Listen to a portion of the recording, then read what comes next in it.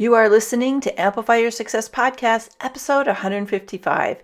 And today I'm joined by a special guest, and we're going to unpack what it means to leverage influencers to boost your visibility and get better traction with your marketing. So let's get started.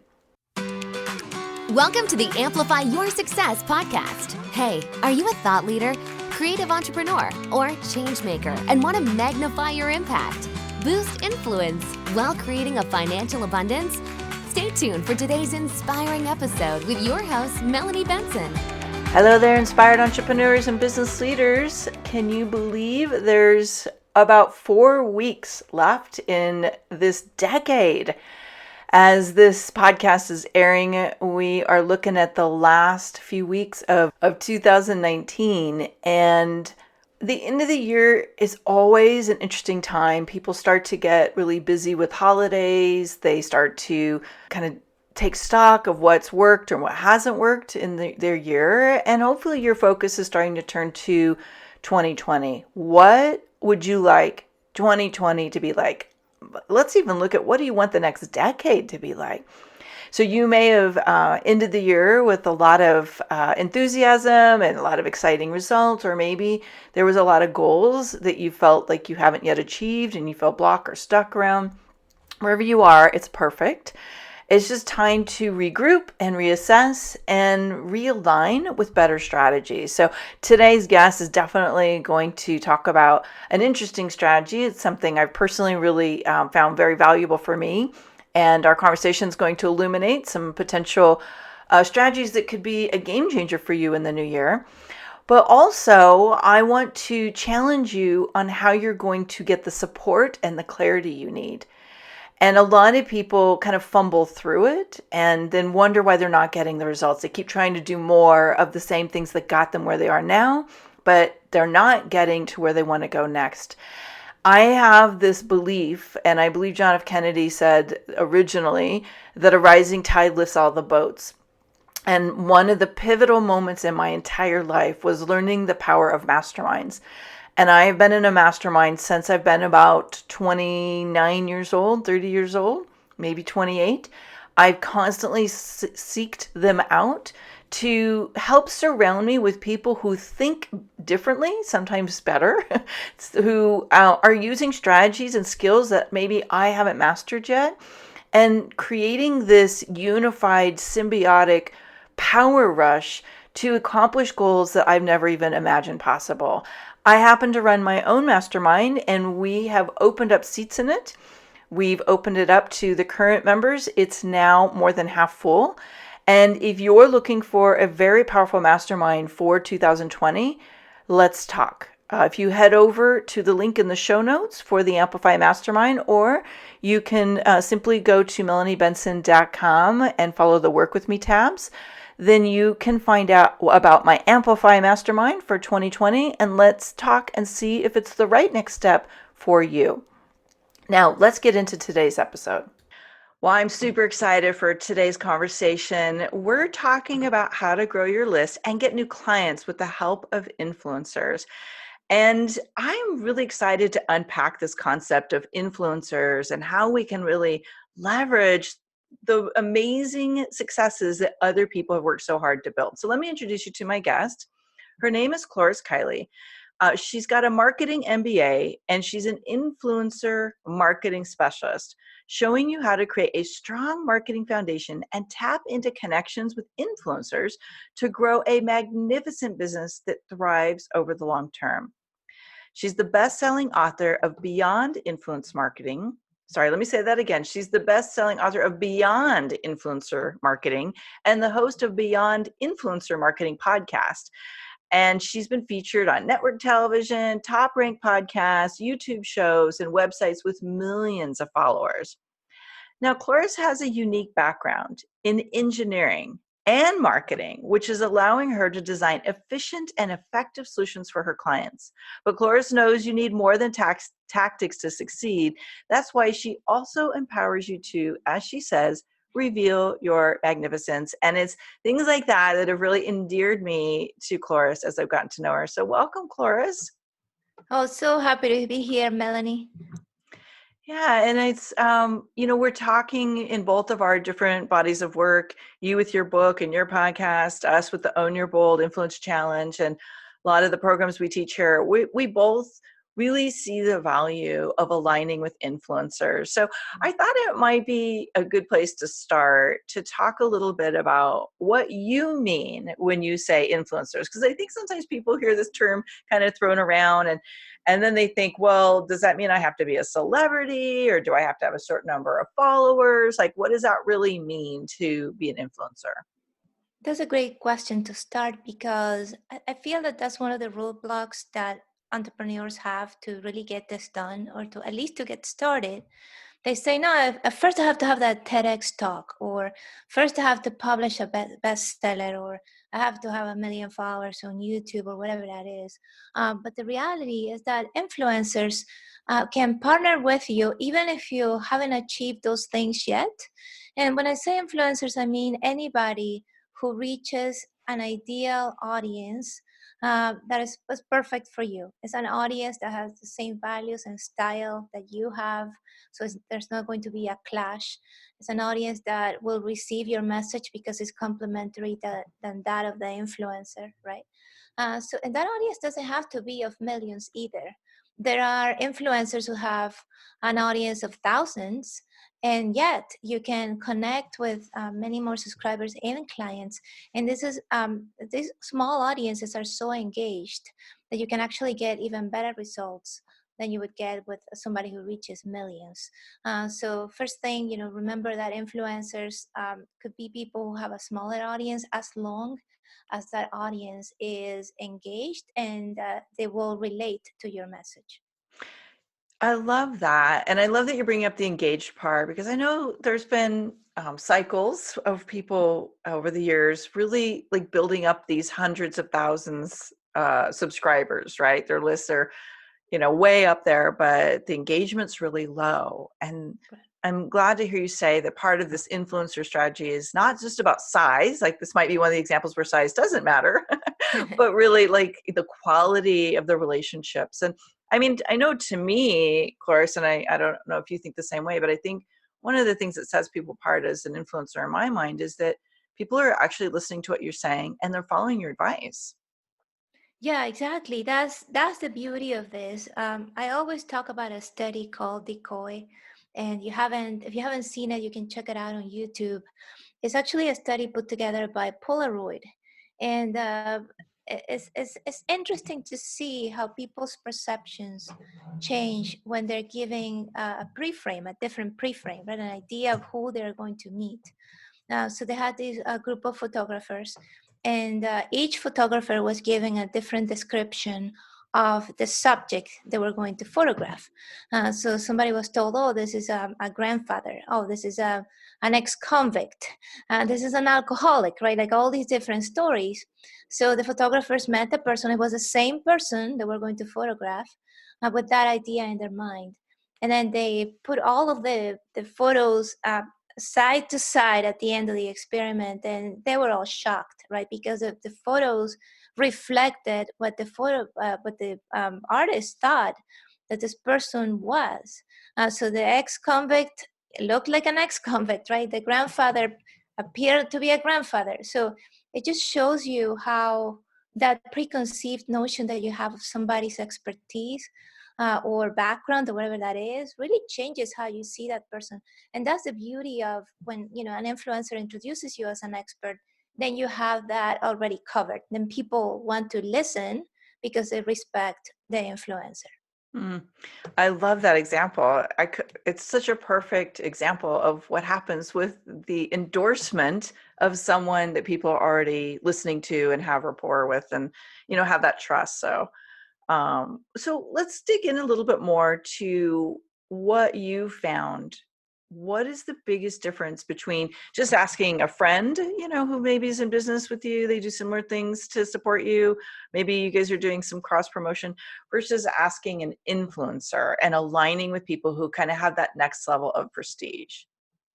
Yeah, what I would say is you need to figure out how you can deliver value to that influencer. And that requires research. So I think a lot of people think, oh, I'm just going to mass email 1,000 influencers and one of them will get back to me. It really is about studying this influencer because you really resonate with their message and then figuring out what they have going on in their world that you can help with. Like, for example, there's an influencer, Evan Carmichael, who's grown a really large following on YouTube. I think he's now close to 2 million followers and really growing his business really fast. I first connected with him and he was launching his first book, a book I highly recommend. It's called Your One Word. And I was really a promoter of this book. You know, I was there to post a review. Even to this day, I just give the book to all my clients. I talk about it in my presentations because it's a fantastic book.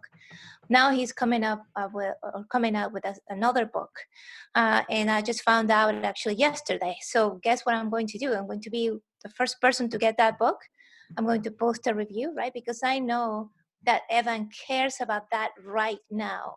So that's the most important thing. What do they care about, and how can you deliver value? It could be something as simple as that, just posting a review, letting them know. If they have a new podcast and you're there listening, posting a review on iTunes, what is it that they care about the most, so you are on their radar.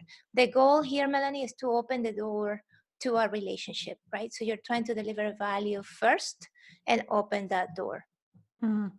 I think this is one of the smartest strategies, and it's amazing how many people don't do this. And they just go right in and make the ask, and you're like, I have no idea who you are. We have no relationship. And what I think some people don't realize is how many pitches people who are kind of a little more influential, maybe they're a little more evolved in their business, they've been doing it a long time, they get pitched like every day a lot. And so what you just described is a way to build that connection and stand out and like give first. Yeah, exactly. It's always about giving. One of the guests on my show, Bob Burke, who has become a good friend, I think another guest on your podcast recommended his book, The Go Giver. Yeah. I also highly recommend it because yes, it's about giving first. And many people think, oh, because I have experienced that. People reach out to me, oh, I love your podcast. I just posted a review. And then a day later, I get the ask. It's like, oh, okay. So I see the true intentions here, right? So it's not about doing this with in the back of your mind, what I'm going to get out of this, right? It's to really deliver value because you believe in their message, and then have a plan. What can I do next? Now that I've opened this door, what can I do next to deliver more value to this influencer? And the more you get to know them, the more value you will be able to give, and then you will see when the right time is to really step up and either request to be a guest on their show, or to be featured on their blog, or to partner with them, whatever that might be. But you really have to grow this relationship before it's time for you to do that. Well said. Speaking of Bob Berg, I've been friends with him for many years, and I'll tell you one thing he does so well, so in line with what we're talking about here. He's very active on social media, and what he does, and it's brilliant, is he like goes out and shares so many other people's posts. And there's been a few times where he's seen I've been doing a promotion or have something, and without ever needing anything in return, he just would promote it, and he would do a post about it, and he would talk to other people about it and send people my way. And I thought, that is the essence of how you activate strong relationships with other influencers, is you do it from your heart because it makes you happy, and then it's just contagious, and everybody wants to start creating more buzz around each other. And so Bob Berg is really a pro at that whole giving first mentality. Of course he is, because he wrote the book about it. Yeah. So I want to talk a little bit about the kind of the blunders and roadblocks and some of the things that people may not realize that they're doing that might be getting in the way of aligning with influencers. Well, I think that one of the main things I hear is, why would an influencer would listen to me? Why care about me if I don't even have the same, close to the same influence they have?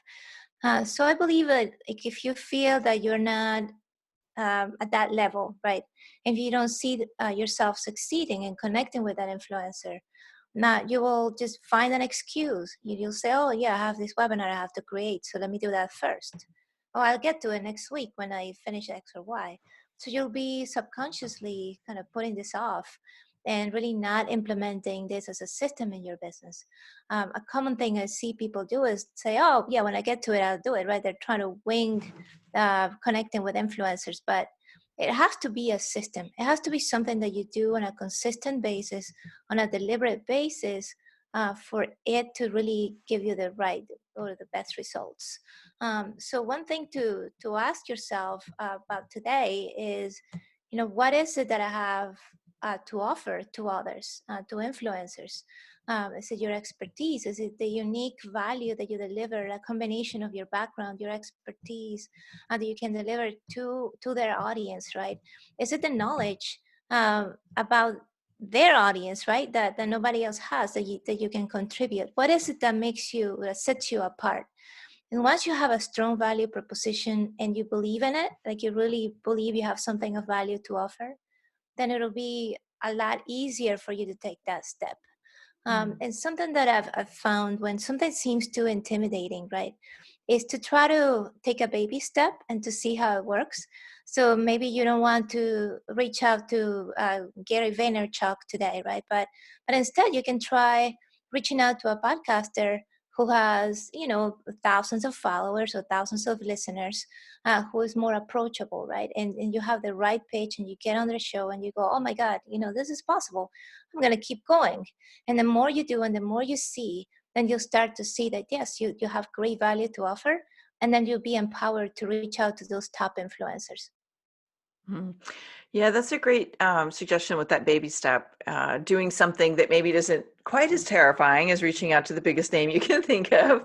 And it's funny that you bring this up, because I think that confidence is very much a part of what holds people back, right? Like all the the limiting beliefs, the fears, the doubts, right? The am I good enough? All of that mindset really does play out in a lot of different ways. But you would be surprised how many of the biggest name people are the most approachable. And they're so kind, and they don't really want to have this feeling like they're better than you, or that they've got more than you. They're just like you. It's just they happen to be good at getting themselves out there. So they're way more approachable than many of us would believe, and that keeps us from really reaching out. So just remember, it's way easier than you're making up in your mind, right? Yeah, that's true. And you will see that the right influencers are eager to connect with you. Yes, you might reach out to someone who doesn't get back to you, right? They ignore you, which is, something that people tell me too. I don't want to be ignored and rejected. Yes, you might be. It's okay. You're taking a risk that people will reject you or ignore you. It will happen. I'm not saying that it will never happen, but there will be the right influencer who really resonates with what you do and what you have to say to them. And those will become really strong connections, people who can be your supporters, your allies, who can really help you take your business to the next level. Why don't we give some specifics? We've talked about this in kind of a general way, and I love the tips you've given so far, but what are some of the different ways you could align with somebody, besides sharing social media or maybe getting on their podcast? Yeah, I mean, once there are different steps, right? So, what is the first step? Something that you can do. Again, we open the door, we deliver value to the influencer. Let's say that you've done that. Then you have to figure out, okay, what's next, right? I'm going to maybe join their community. They have a paid community. You join, you deliver value there every day. You're the number one contributor in their Facebook group. So to really stand out. Once you feel that the influencer knows you, then you're ready to do an ask. And that ask might be to have you as a special guest. If maybe they have a coaching program, you can be a guest for that program. They can have you as a guest on a Facebook Live or on their podcast. They can, it depends on the influencer. So I would say if you know exactly what you want to get out of, each outreach you do, then you'll be better positioned to get results. So for example, when I first posted an article on Tiny Buddha, which is one of the largest personal development sites in the world, really. I didn't know the owner of the blog, but I knew that she was looking for valuable content. So in this case, it was pretty easy for me to actually get quick results in the form of the hundreds of subscribers I got from my blog posts, because they were just value to her to publish that, right? Now, I didn't just stop there. I knew that I wanted to create a relationship with this blogger, right? With Lori Deschen, who created the blog. So I just continued to deliver value, to share the blog. She published the book. Again, I would be the first one to review it, to buy it, to promote it, gave ideas to her. And I found myself just, every time I submitted an article, she would get back to me and say, oh, this is great, Cloris. By the way, why don't you make this change, right? So she started to actually help me edit my articles, just because of all that value I had brought, right? And then when she had a new book come out, I was able to actually write a story for her book. So that just shows you how you take that relationship to the next level, right? But I knew what I wanted to do. I wanted to create a long-term relationship with Lori, the owner of this blog. For podcasters, yes, you might get a podcast interview pretty quickly, but what is it that you want to do next? Maybe this podcaster has a great mastermind program, and you're thinking, oh, maybe we could partner up, and one of my products could be a bonus for those who join this person's mastermind. So that's what's in your mind, or that's your idea. So you are a guest on their show. You make sure you promote that interview left and right? You try to find another way to deliver value to this person. And then you bring up the conversation. Hey, I just noticed you have this great mastermind. I have an idea that I'd like to talk to you about. And then you just get on a call and discuss that. So I would say, we're in the online world, but your goal should always be to bring the conversation offline, to have that conversation via Zoom or in person, where you can discuss these ideas, and then see what is the next thing I can do to collaborate with this influencer. So what I just heard you say, which is super brilliant, is don't wait for them to come up with the idea and invite you. Like, Right. take the lead, like be the one who's creating opportunity with these influencers. And I think, again, like if we go back to that mindset you brought up earlier, a really, I think a bad mindset to go into this with is like, they'll tell me if they want to do something. Like, no, you have to take the lead and you have to be the one that comes up with the ideas. And, Oh, yes. Not everyone might say yes to it, but the right ones will say yes. Oh, of course. Yeah, you definitely have to be looking for those opportunities. I remember I had an appearance on Entrepreneurs on Fire, who's one of the largest podcasts for entrepreneurs. And I continued to deliver value to John Lee Dumas, the host. We stayed in touch. And of course, I was paying close attention to what he was doing in his business. And then one day I realized that because he just doesn't have time or the desire to coach people one-on-one, he actually referred people to qualified coaches, right, to grow their business. So I said, I just noticed you have this program. Would you like to talk about that? And, he was more than open to do that. And I ended up connecting with several clients thanks to him. So it's just one example. You really have to look for those opportunities. And if you look for them, you'll find them. That's the way it works. These are brilliant little nuggets of wisdom, and just taking action on one of them can make a huge difference. But if you started to, like you said, like systemize and get really intentional and strategic about putting these steps together, this is like a major chance to uplevel your business. It is, yes. And then once you reach a level that you've connected with a good group of influencers, then, I would say it's not as intense as it was earlier when you were starting to build those connections. Then the connections come to you, right? And then you become that influencer that people want to reach out to and connect with. Mm-hmm. I would imagine if somebody's listening in, I'm going to speak for our listener for a moment.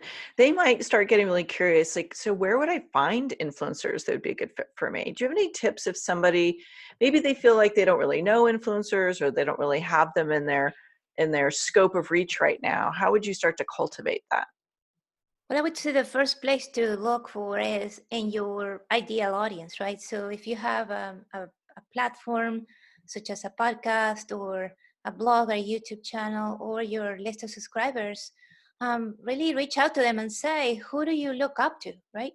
Like, where do you go to consume your content? What podcasts do you listen to? What books do you read?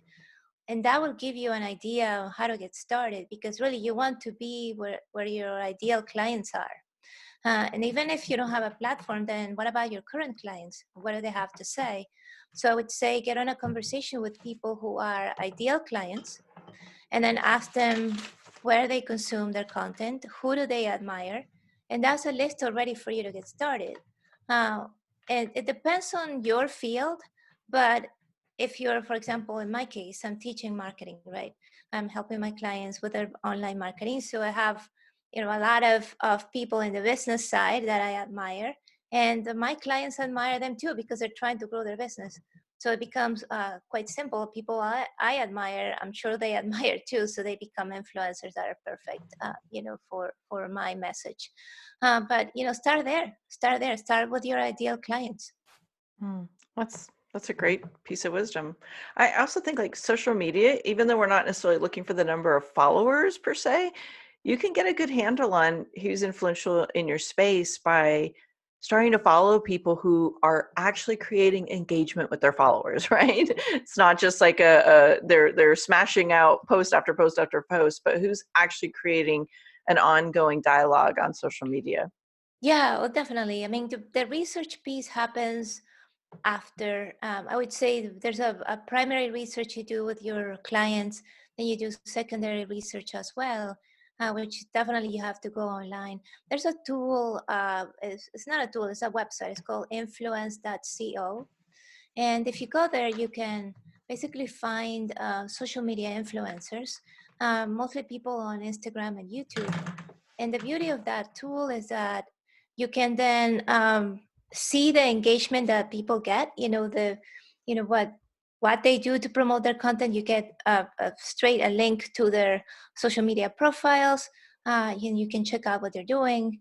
And of course, if somebody has a solid Instagram following and the YouTube channel, that's perfect. Because what it is, YouTube really is a content delivery platform, right? And then, of course, go to iTunes and search for your topic of expertise to find those podcasters. Um, for blogs, I would say I like similarweb.com as another research tool, because let's say, for example, that I know one blog. Let's say that I want to have articles on Tiny Buddha.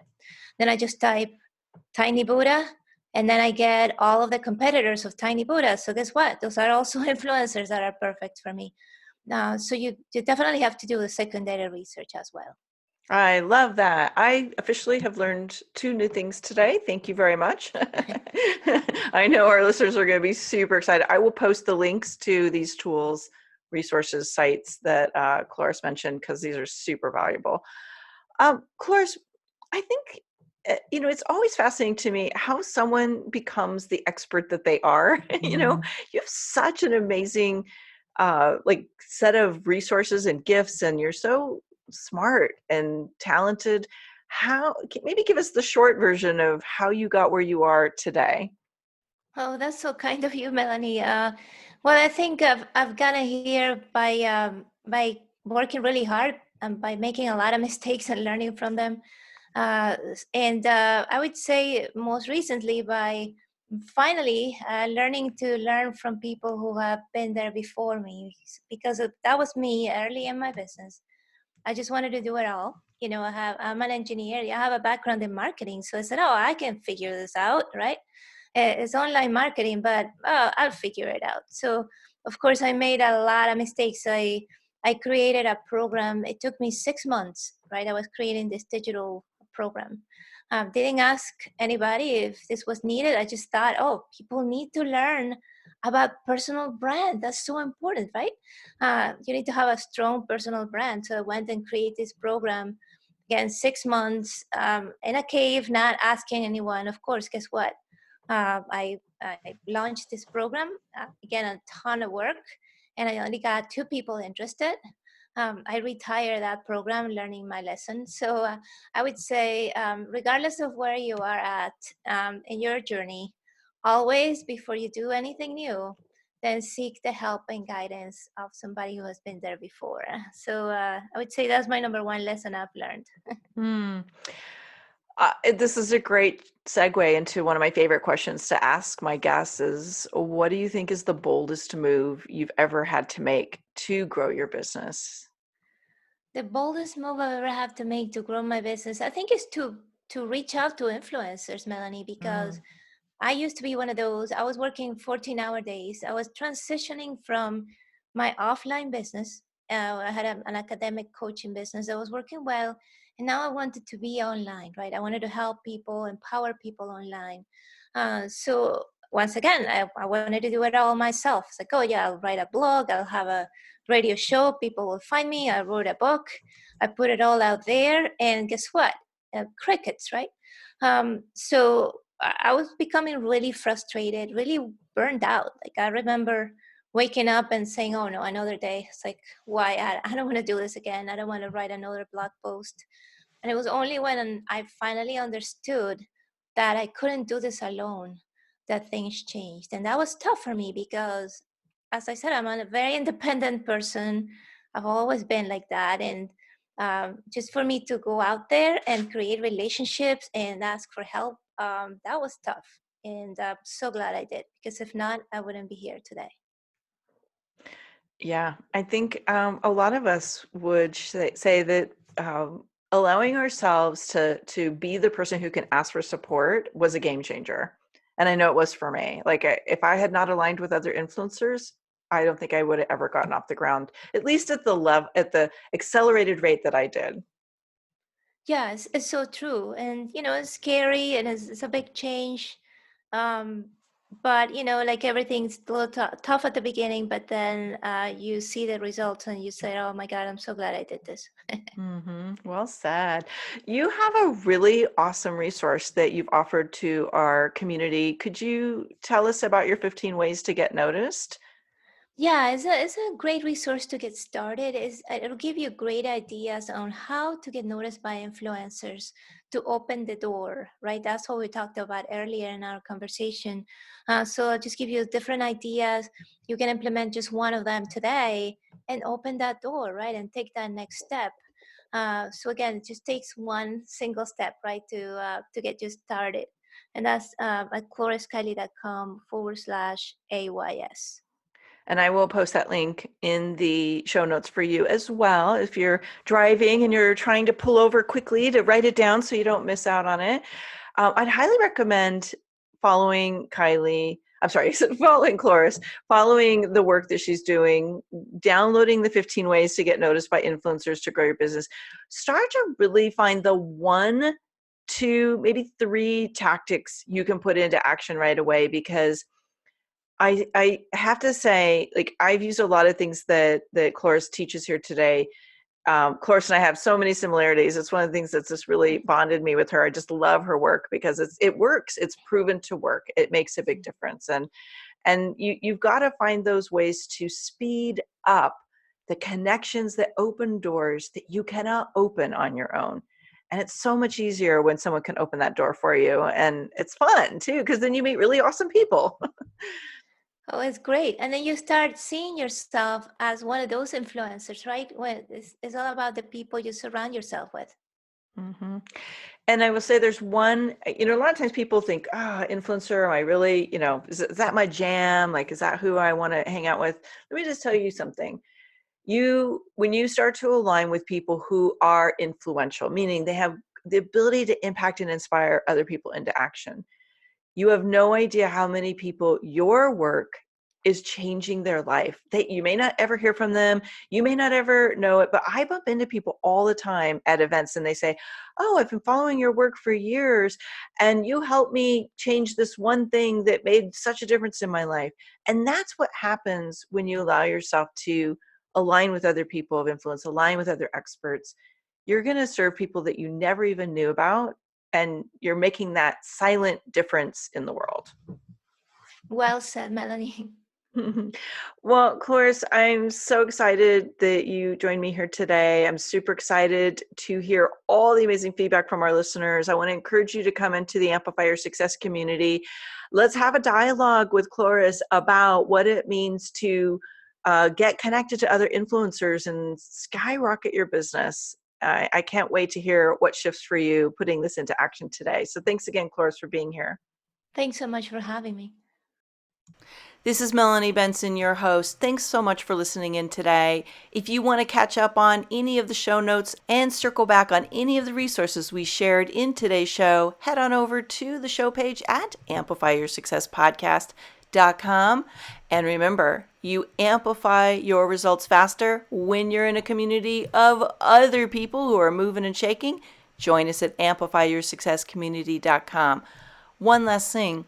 When you've gained insight from today's episode, help us share that and inspire other people by heading over to iTunes, subscribing, and give it a review. iTunes absolutely loves seeing these reviews pop up, and it actually helps boost my show's visibility. So I would be super grateful for your reviews. And as always, I love seeing your shares of these episodes on Twitter, Facebook, and Instagram. Come find me over there. Tag me in your shares. I'll give you some social media love right back. So see you next week for another inspiring episode of Amplify Your Success Podcast.